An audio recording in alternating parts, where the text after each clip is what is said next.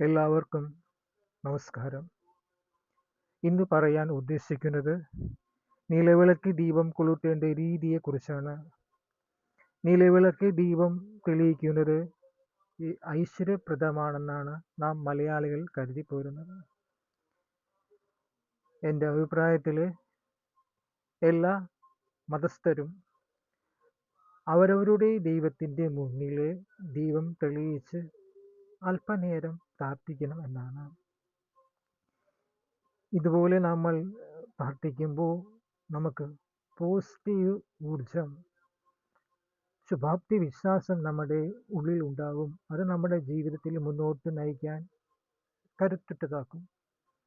നിലവിളക്ക് കൊളുത്തുന്നത് കേവലം ഒരു ആചാരമല്ല.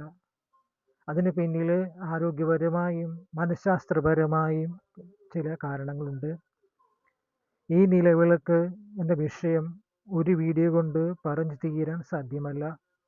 കാരണം ഈ നിലവിളക്ക് മഹാത്മ്യത്തെക്കുറിച്ച് പറഞ്ഞാൽ തീരുന്ന വിഷയമല്ല, അത്രയ്ക്ക് മഹത്തരമാണ്. അതുകൊണ്ട് വരുന്ന കുറച്ച് വീഡിയോയിൽ നിലവിളക്കിനെ കുറിച്ച് ഉണ്ടാകും, അതെല്ലാവരും കാണുക. അപ്പോൾ അതിനു മുമ്പ് ഒരു കാര്യം, ഈ വീഡിയോ ആദ്യമായി കാണുന്നവർ ദയവായി സബ്സ്ക്രൈബ് ചെയ്യുക, താഴെ കാണുന്ന ബെൽ ഐക്കൺ ക്ലിക്ക് ചെയ്യുക. എന്നാൽ മാത്രമേ അടുത്തുള്ള വീഡിയോ നിങ്ങൾക്ക് നോട്ടിഫിക്കേഷനായി ലഭിക്കുകയുള്ളൂ. കൂടാതെ കമൻറ്റ് ബോക്സിൽ നിങ്ങളുടെ വിലയേറിയ അഭിപ്രായം കമൻറ്റായി രേഖപ്പെടുത്തണം. ആ അഭിപ്രായം രേഖപ്പെടുത്തുന്നതിലാണ് എനിക്ക് മുന്നോട്ട് പോകാനുള്ള എനർജി കിട്ടുന്നത്. അപ്പോൾ നമുക്ക് വീഡിയോയിലേക്ക് കടക്കാം. നിലവിളക്ക് ദീപം കൊളുത്തേണ്ട വിധം, കൊളുത്തുമ്പോൾ ജപിക്കേണ്ട രഹസ്യ മന്ത്രം എന്നിവയെക്കുറിച്ച് ഞാൻ പറഞ്ഞു തരുന്നുണ്ട്. അപ്പോൾ ഈ രഹസ്യ മന്ത്രം ഞാനിവിടെ ഈ വീഡിയോയിൽ പരസ്യമായി പറയുന്നില്ല, പകരം രഹസ്യമായി തന്നെ ഇരിക്കണം. അത് നിങ്ങൾക്ക് ആവശ്യമുള്ളവർ, രഹസ്യമന്ത്രം ആവശ്യമുള്ളവർ കമൻറ്റ് ബോക്സിൽ എസ് എന്ന് മലയാളത്തിൽ വേണമെന്ന് രേഖപ്പെടുത്തുക. ഒരു കാരണവശാലും നിങ്ങളുടെ മൊബൈൽ നമ്പർ കമൻറ്റ് ബോക്സിൽ രേഖപ്പെടുത്തരുത്. കാരണം ഇന്നത്തെ കാലഘട്ടത്തിൽ മൊബൈൽ നമ്പർ നമ്മുടെ കമൻറ്റ് ബോക്സിൽ രേഖപ്പെടുത്തുന്നത് മറ്റു ചിലർ കൊണ്ടുപോയി ഡിജിറ്റൽ തട്ടിപ്പിന് ഇരയാക്കുന്നു. അത് ഇപ്പോഴത്തെ നമ്മുടെ വാർത്തകൾ കാണാം, ഡിജിറ്റൽ തട്ടിലൂടെ പണം നഷ്ടപ്പെട്ടു പോയ വാർത്തകൾ കേൾക്കാം. അപ്പോൾ അതുപോലെ നിങ്ങൾക്ക് ഉണ്ടാകാതിരിക്കാൻ വേണ്ടിയാണ് ഞാൻ പറയുന്നത്, മൊബൈൽ നമ്പർ കമൻറ്റ് ബോക്സിൽ രേഖപ്പെടുത്തരുത്. നിങ്ങൾ ഈ എസ് എന്ന് രേഖപ്പെടുന്ന സമയത്ത് എൻ്റെ വാട്സപ്പ് നമ്പർ നിങ്ങൾക്ക് റിപ്ലൈ തരും. ആ വാട്സപ്പിലേക്ക് നിങ്ങളുടെ മെസ്സേജ് അയച്ചു തരിക. അപ്പോൾ ഈ മന്ത്രം നിങ്ങൾക്ക് തികച്ചും സൗജന്യമായി നിങ്ങൾക്ക് പറഞ്ഞു തരുന്നതായിരിക്കും. അതിനെനിക്ക് വളരെയധികം സന്തോഷമേ ഉള്ളൂ. അപ്പോൾ ശുദ്ധവും പരിപാവനമായ സ്ഥലത്ത് പൂജാമുറി ഉണ്ടെങ്കിൽ അവിടെ ഒരു താലത്തിൽ നിലവിളക്ക്, ഒരു സാമാന്യ വലിപ്പമുള്ള നിലവിളക്ക്, നമ്മുടെ ഇഷ്ടദേവത കുലദൈവം ഗണപതി ഭഗവാന്റെ ചിത്രത്തിന് മുന്നിൽ വയ്ക്കുക. ആ വിളക്കിൻ്റെ താഴെ ചുവട്ടിൽ കുറച്ച് പൂവ്, പ്രധാനമായും ഒരു നുള്ളു തുളസിപ്പൂ അത്യാവശ്യമാണ് ഉണ്ടാകണം. അതിൽ നിറയെ എള്ളെണ്ണ ഒഴിച്ച് 2, 5, 7 തിരിയിട്ട് ഇരുസന്ധികളിലും ദീപം തെളിയിക്കുക. അപ്പോൾ നമുക്ക് ഇഷ്ടദേവത ഓരോരുത്തർക്കും കാണും. അത് വരുന്ന വീഡിയോകളെ കുറിച്ച് ഞാൻ പറയാം. അതിന് വിശദമായി കുലദൈവങ്ങളെക്കുറിച്ച് വിശദമായി പറയുന്നുണ്ട്. അപ്പോൾ ആ വരുന്ന വീഡിയോകൾ എല്ലാവരും കാണുക. അപ്പോൾ കുളിച്ച് ഭസ്മധാരണം നടത്തി സുപ്രവസ്ത്രം ധരിച്ച്, അതായത് അഴുക്ക് ഇല്ലാത്ത കഴുകി ഉണക്കിയ വസ്ത്രം, ആ വസ്ത്രം ഉടുത്ത് നിർമ്മലമായ മനസ്സ്, അത് പരമപ്രധാനമാണ്. നിർമ്മലമായ മനസ്സോടുകൂടി വന്ന് നമ്മൾ വിളക്ക് കൊളുത്തുക. അവിടെ പ്രത്യേകിച്ച് നമ്മുടെ വീട്ടിലെ ഗൃഹനായിക തന്നെ നിലവിളക്ക് കൊളുത്തുക. അപ്പോൾ നിലവിളക്ക് ദീപം കൊളുത്തുമ്പോൾ തീപ്പെട്ടിയുടെ ചായോ സിഗരറ്റ് ലാമ്പ് ഉപയോഗിച്ചു ദീപം തെളിയിക്കരുത്. പകരം കൊടിവിളക്കെന്നൊരു വിളക്ക് നാം കണ്ടിട്ടുണ്ടാവും. ആ വിളക്കിലെ ദീപം കൊളുത്തിയ ശേഷം ആ കുടിവിളക്കിനായാണ് നമ്മൾ നിലവിളക്കിലെ ദീപം പകർത്തേണ്ടത്. പണ്ട് കാലഘട്ടത്തിൽ നമ്മുടെ പൂർവികർ ചെയ്തിരുന്നത് അടുക്കളയിലെ അടുപ്പിൽ നിന്നും കൊടിവിളക്കിലേക്ക് ദീപം കൊളുത്തി ആ കൊടിവിളക്ക് കൊണ്ടുവന്ന് പൂജാമുറി കൊണ്ടുവന്ന് നമ്മുടെ വിളക്കിലേക്ക് ദീപം പകർത്തിയ സമ്പ്രദായമായിരുന്നു. പക്ഷെ ഇന്ന് ഈ കാലഘട്ടത്തിൽ അടുക്കളയിൽ അടുപ്പ് കാണാൻ സാധിക്കില്ല. ചിലപ്പോൾ എല്ലായിടത്തും ഫ്ലാറ്റ് ആവും. അങ്ങനെ ചില ഇപ്പോൾ ഗ്യാസ് സ്റ്റൗവ്, ഇലക്ട്രിക് സ്റ്റൗവ് എന്നീ ഉപയോഗങ്ങളൊക്കെയാണ് ഇപ്പോൾ പാചകം ചെയ്യാൻ ഉപയോഗിച്ചുകൊണ്ടിരിക്കുന്നത്. അപ്പോൾ അടുപ്പെന്ന സമ്പ്രദായം കാണാൻ സാധ്യമല്ല. അപ്പോൾ വിഷമിക്കേണ്ട. അപ്പോൾ നമ്മൾ ചെയ്യുന്ന കൊടിവിളക്ക് തന്നെ ഉപയോഗിക്കുക. കൊടിവിളക്കിൽ സിഗരറ്റ് തീപ്പെട്ടി ഉരച്ച് കത്തിച്ച ശേഷം നമ്മുടെ നിലവിളക്കിലുള്ള തിരിയിലേക്ക് ദീപം പകർത്തുക. ആ ദീപം പകർത്തി തീരുന്നവരെയും ഈ പറയാൻ പോകുന്ന രഹസ്യമന്ത്രം ഞാൻ കമൻറ്റ് ബോക്സിൽ ഞാൻ നേരത്തെ പറഞ്ഞു, കമൻറ്റ് ബോക്സിൽ നിങ്ങൾ രേഖപ്പെടുത്തുക. നിങ്ങൾക്ക് വാട്സപ്പായി ഞാൻ പറഞ്ഞു തരുന്നതായിരിക്കും. അതിൻ്റെ ഗുണവിശേഷങ്ങളെക്കുറിച്ച് പറഞ്ഞു തരുന്നതായിരിക്കും. ആ മന്ത്രം ദീപം കൊളുത്തുന്നതുവരെയും ജപിക്കുക. വേറൊരു മന്ത്രവും ആ സമയം നമ്മൾ ജപിക്കേണ്ട. ഈ പറയുന്ന രഹസ്യമന്ത്രം മാത്രം ജപിക്കുക. ആ രഹസ്യമന്ത്രം നിങ്ങൾ ആരോടും പറയരുത്. അത് രഹസ്യമായി തന്നെ സൂക്ഷിക്കുക. ഈ മന്ത്രം ജപിച്ച് കത്തിച്ച ശേഷം കൊടിവിളക്ക് വെച്ച് താഴെ വയ്ക്കുക. എന്നിട്ട് വീശി കെടുത്തുക.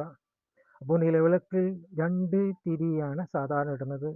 അപ്പോൾ പ്രഭാതത്തിലാണെങ്കിൽ ആദ്യം കിഴക്കേ തിരി കത്തിച്ച ശേഷം പടിഞ്ഞാറേ തിരി കത്തിക്കുക.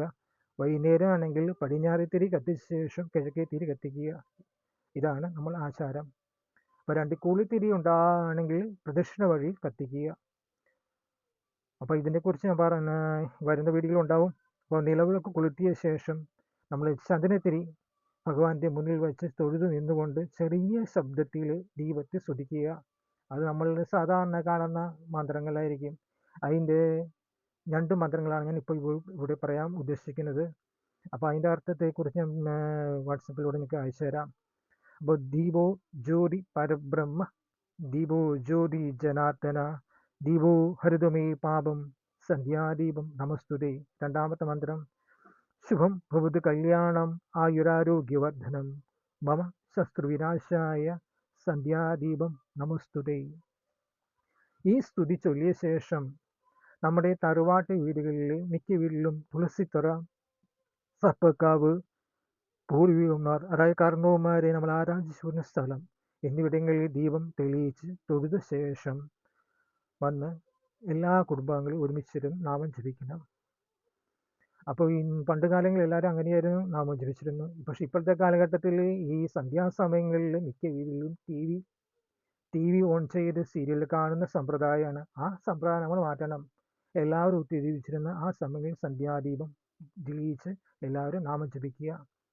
അപ്പോൾ നിലവിളക്ക് കത്തിക്കുന്ന ശേഷം ആ നിലവിളക്കിന് അഭിമുഖമായോ വടക്കോട്ട് തിരിഞ്ഞിരുന്നു നമ്മൾ നാമം ചൊല്ലുക.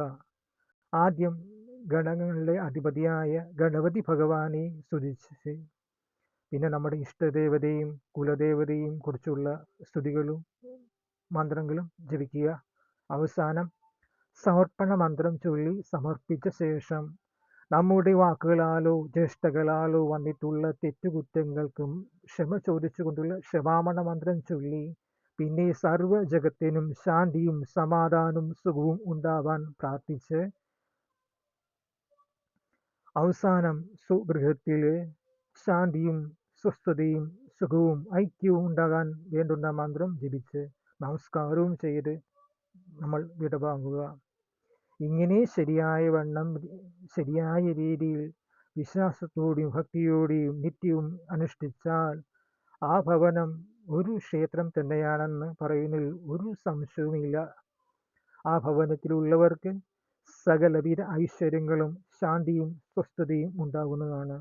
കുടുംബാംഗങ്ങൾ തമ്മിൽ ഐക്യവും സന്തോഷവും ആരോഗ്യവും എന്നും ഉണ്ടാകും.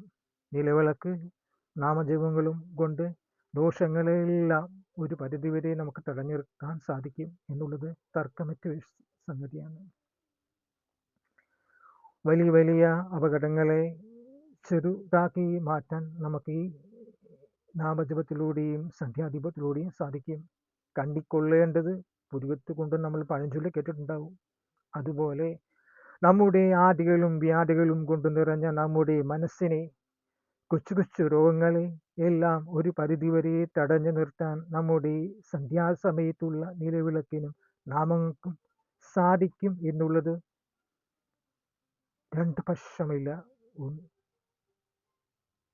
അതിനാൽ തുടർന്നുള്ള കാലം എല്ലാവരും വളരെ ശ്രേഷ്ഠമായ ഈ ആചാരാനുഷ്ഠാനം ഒരു മടിയും കൂടാതെ നിഷ്ഠാപൂർവം തന്നെ ഭക്തിയോടെയും വിശ്വാസത്തോടെയും ആചരിക്കണമെന്ന് വിനയപൂർവം അഭ്യർത്ഥിക്കുന്നു.